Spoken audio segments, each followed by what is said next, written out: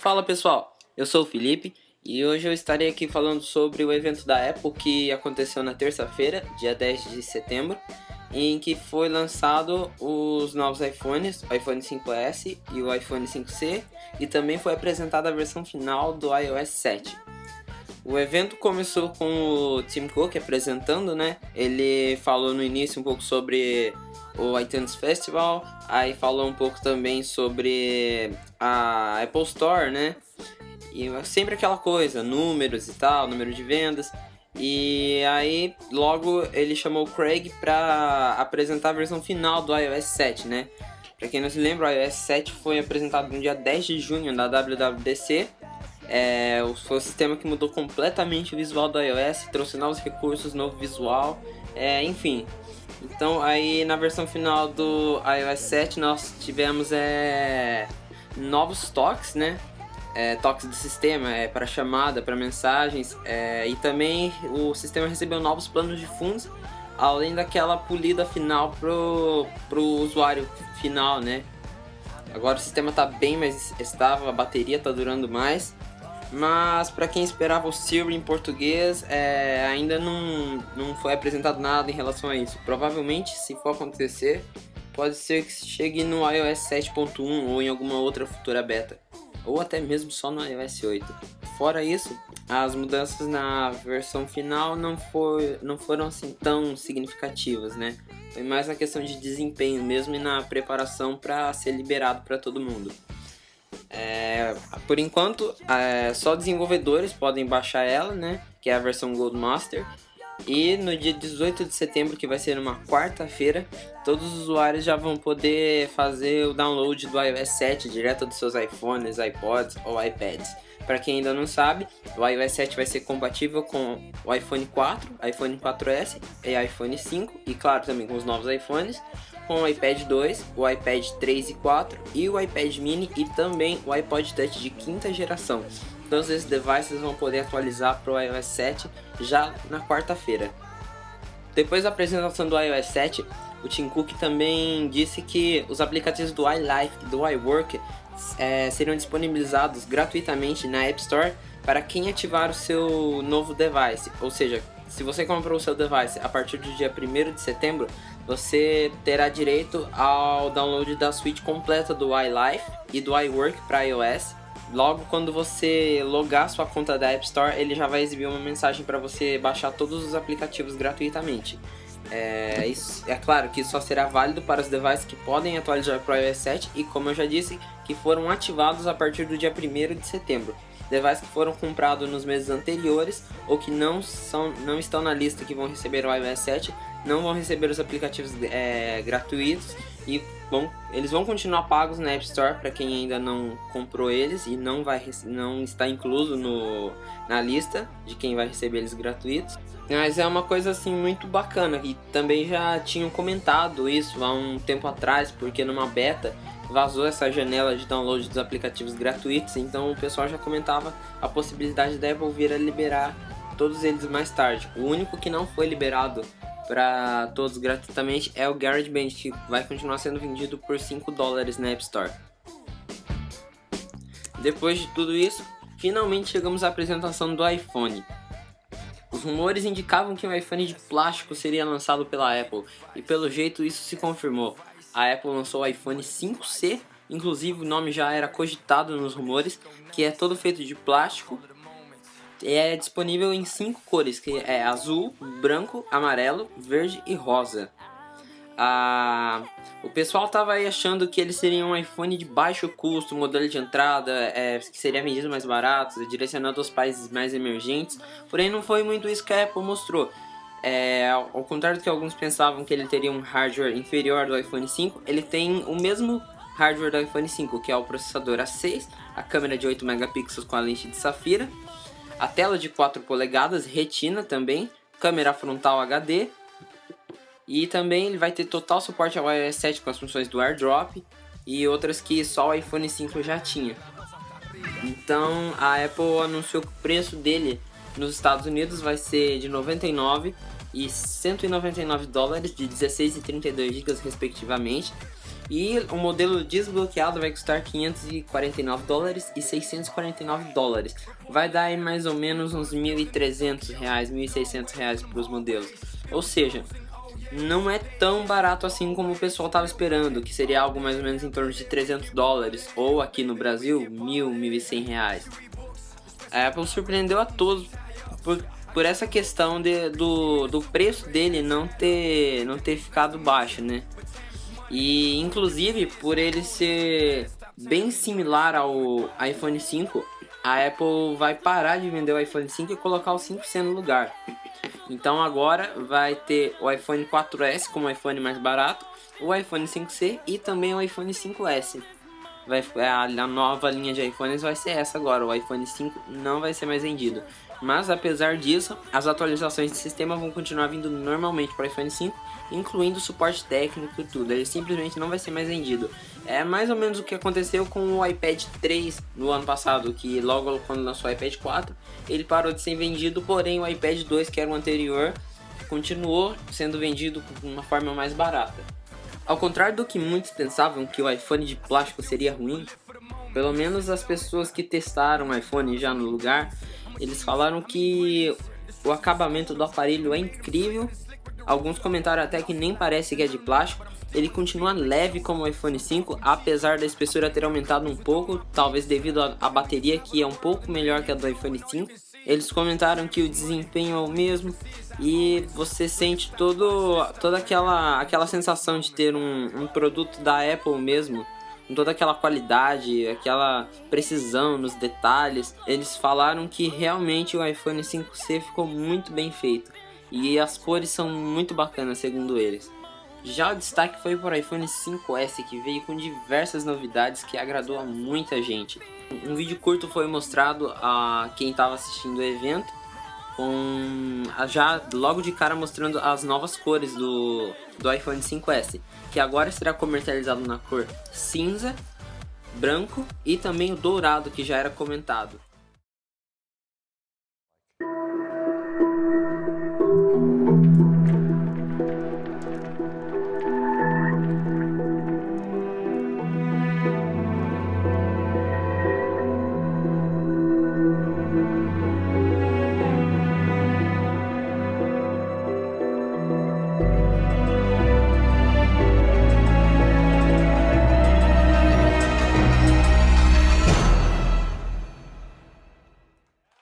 Vazaram inclusive algumas imagens desses iPhones já do cinza, que foi chamado de grafite pelos rumores, e do iPhone dourado. Aparentemente o iPhone 5S é idêntico ao iPhone 5. Não tiveram assim mudanças significativas no visual. As mudanças significativas foram mais internas mesmo. Começando pelo novo processador A7, que agora tem arquitetura de 64 bits, que é bem similar à arquitetura de um computador mesmo. O processador aí ficou bem mais rápido que o iPhone 5. A CPU dele é 2 vezes mais rápido que a do iPhone 5, assim como os gráficos também são 2 vezes mais rápidos. Com a arquitetura de 64 bits, o iPhone vai poder ficar bem mais responsivo, os gráficos ficarão bem mais detalhados. Ficou uma coisa realmente incrível. A Apple disse que, inclusive, o iOS 7 já está preparado para rodar em 64 bits. Todos os aplicativos nativos foram recriados para a nova arquitetura e os desenvolvedores também vão poder utilizar o Xcode para adaptar os seus aplicativos para a nova arquitetura. Mas também os aplicativos antigos em 32 bits vão rodar normalmente no iPhone 5S, assim como aplicativos 64 bits vão rodar normalmente em modo de compatibilidade com o iPhone 5 e os outros, e o 4S e o 4 que vai receber o iOS 7, pelo menos por enquanto, né? A Apple convidou os desenvolvedores do Infinity Blade, famoso jogo para iOS que foi apresentado logo quando lançaram o iPad, e os gráficos ficaram realmente incríveis com o processador A7 no iPhone 5.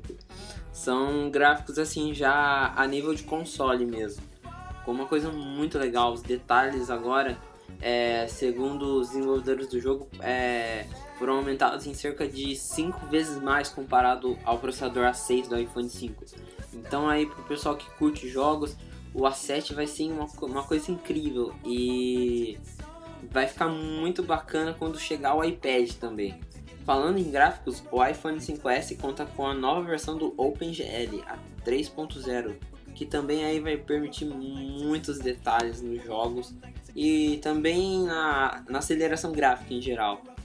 A Apple criou o coprocessador M7 para gerenciar os movimentos do acelerômetro, do giroscópio e da bússola.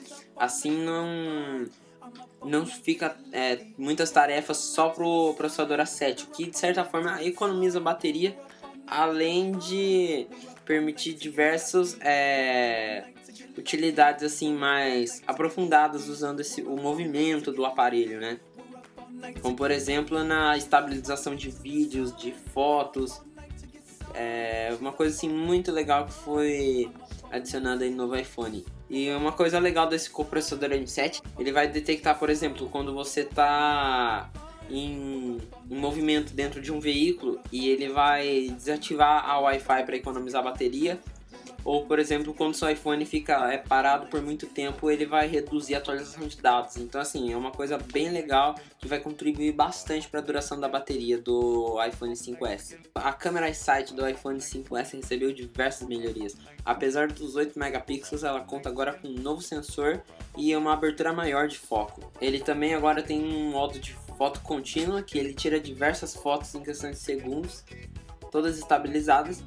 E também tem um modo de filmagem em slow motion, com 120 quadros por segundo em 720p, resolução em HD. O zoom digital também foi aprimorado e a estabilização de imagens e de vídeos agora está muito melhor. As cores também das imagens foram melhoradas, assim como a questão do foco automático, do ajuste de cores.